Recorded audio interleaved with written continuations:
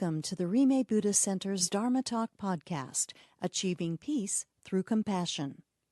This podcast is a recording of the Dharma Talks given during our Sunday service. This talk was given by Lama Matthew Palden Gocha.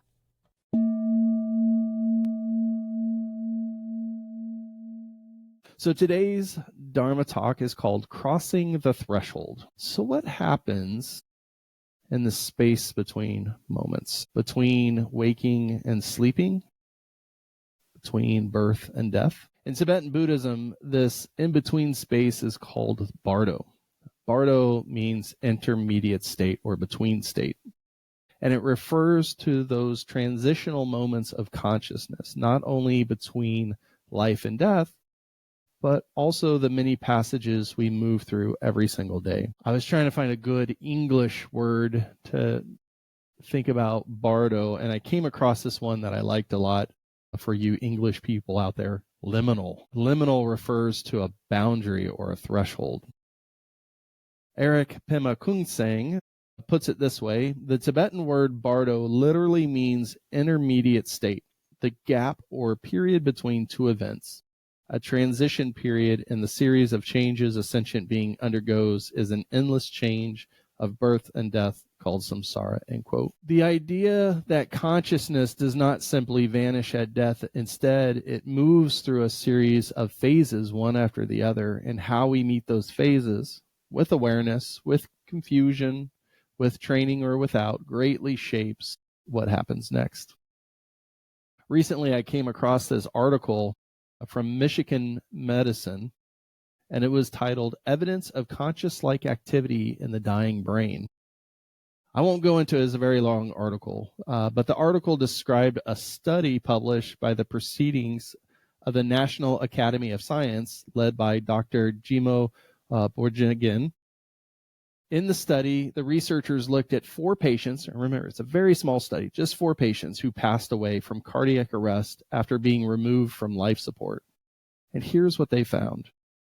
As the heart was shutting down in 2 of the patients, there was not silence in the brain, but a sudden surge of activity, a burst of energy. In fact, they recorded an increase in gamma waves, the fastest type of brain wave. And these are the same waves that neuroscientists link with awareness, memory, and states of consciousness. Even more remarkable, this activity was centered in what is sometimes called the hot zones of consciousness. And this is that region in the back of our brain where temporal, parietal, and occipital lobes meet.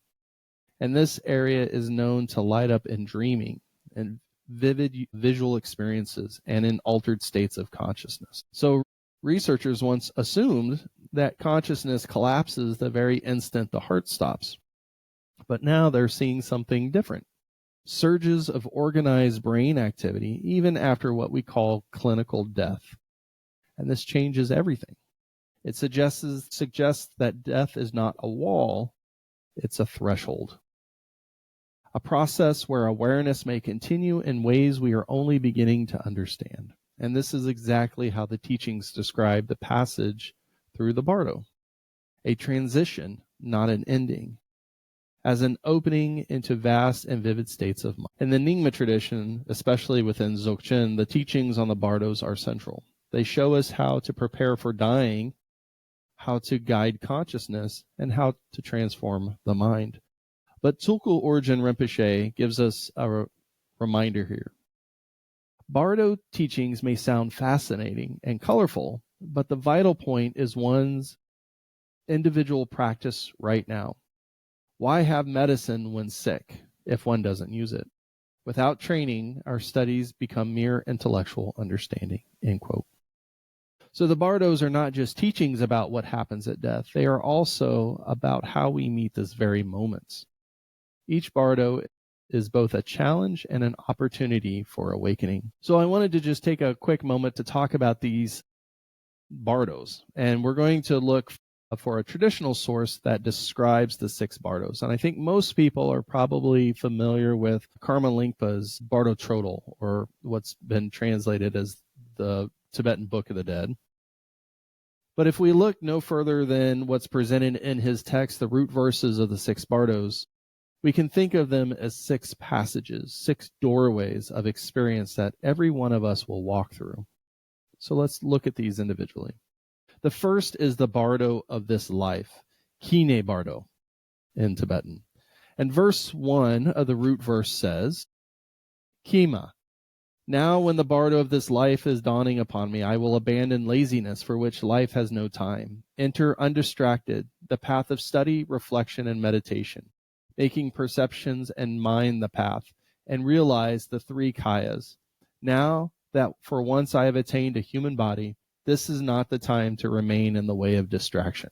This life itself is a bardo. The time between birth and death is the ground of preparation. Everything we do, every thought, word, and action leaves impressions that shape what follows. Within this life, we also find 2 other bardos, the bardo of dreams and the bardo of meditation. So let's look at those. So the second bardo is the bardo of dreams, Milam Bardo.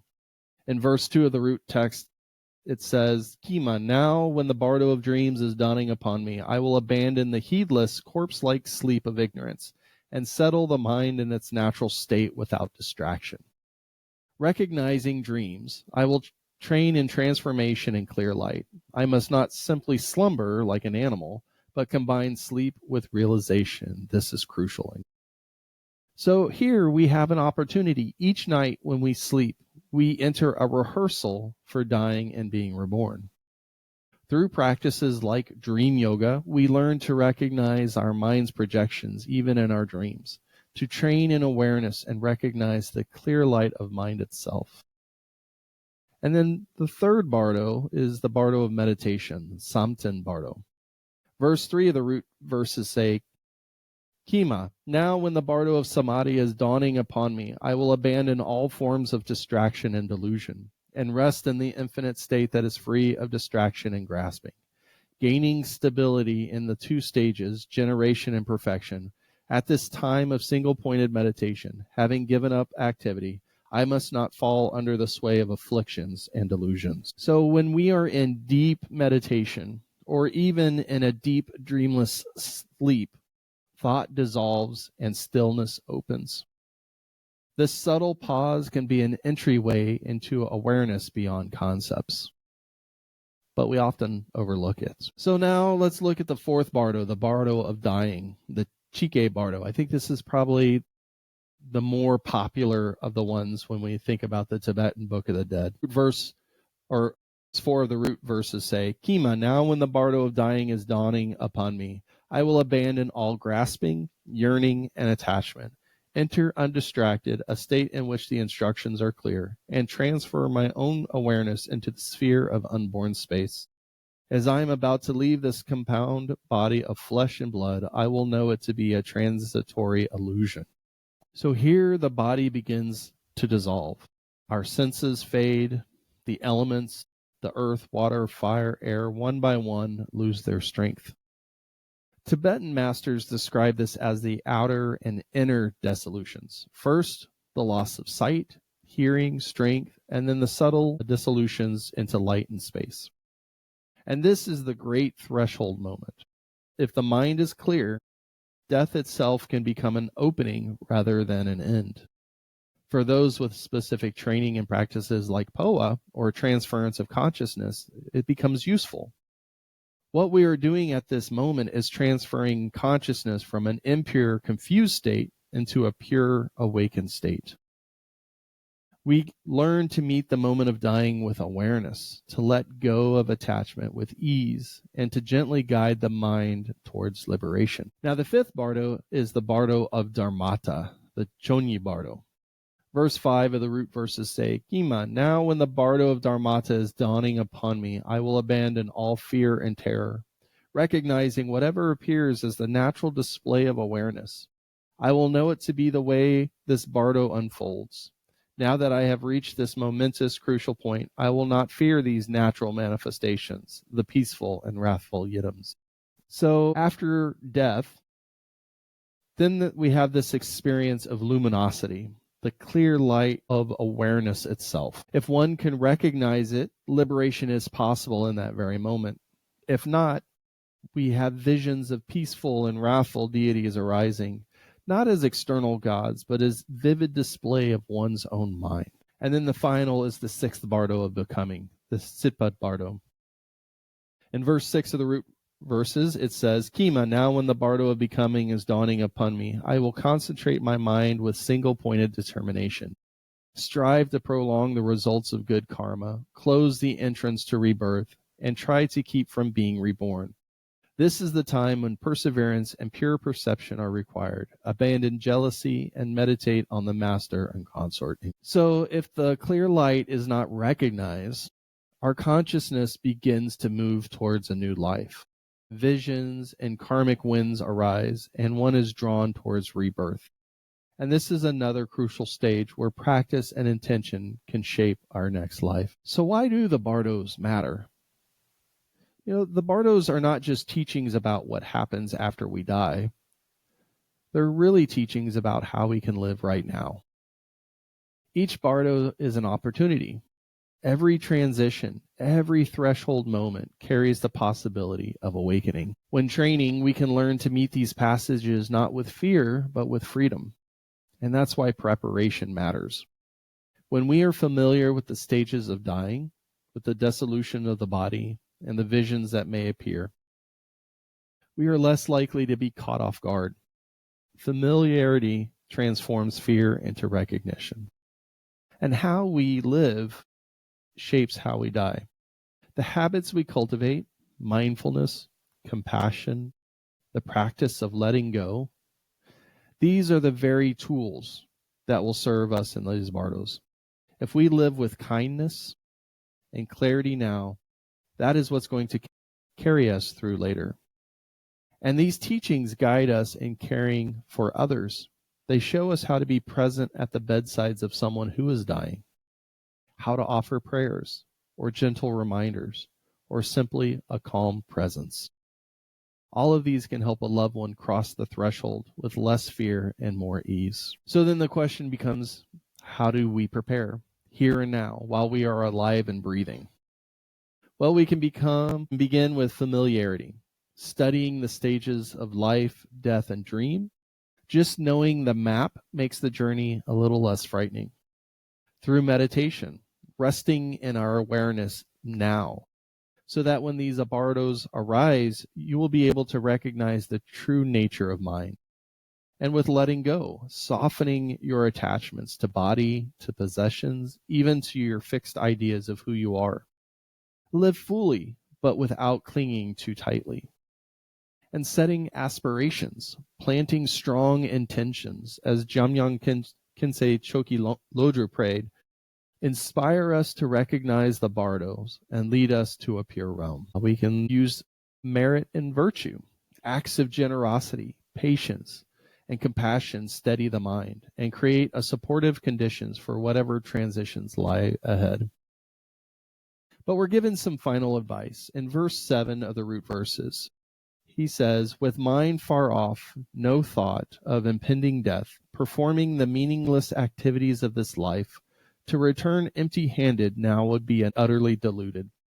Recognize what is needed, the sacred Dharma. Why not practice it now, at this very moment? The great accomplished gurus have said, if you do not keep in mind your master's instructions, are you not deceiving yourself? End quote. So these bardos are not distant, exotic teachings about death. They are the very fabric of our existence, every breath, every pause, and every transition. Not every detail may unfold exactly as described in the text. Some dissolutions may be swift, some visions faint. But what matters is not the imagery, it is the training of our mind here and now. And so we ask ourselves, how can we meet each transition, each bardo, with mindfulness, compassion, and courage? And so let me end with an aspiration. May I recognize each bardo as it arises, and rest in the luminous, clear light nature of mind. At the moment of death, may I be freed from fear and confusion, and when crossing the threshold, may compassion guide me, and may all beings find liberation in every bardo. I hope that this talk has been beneficial to you. May your week be filled with compassion, wisdom, gratefulness, and joy.